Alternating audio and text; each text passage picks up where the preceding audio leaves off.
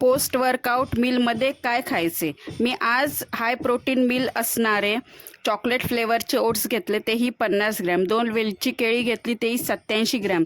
मिक्सरच्या भांड्यात टाकून त्यात बिया काढलेले काळे 3 खजूर घेतले. गोड हवे असल्यास त्यात साखर टाकू नका. साखरेऐवजी 5 ग्रॅम गूळ टाकावा.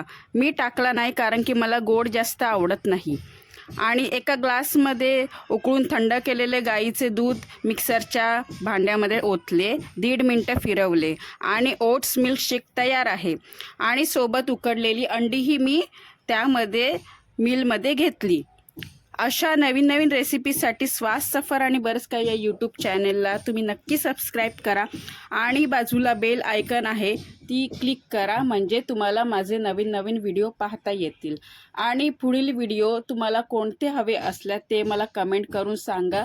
आणि हा मिल्कशेक तुम्ही घरी करून बघा आणि तुम्हाला नक्की आवडेल. जे जिम करतात त्यांच्यासाठी उपयुक्त आहे.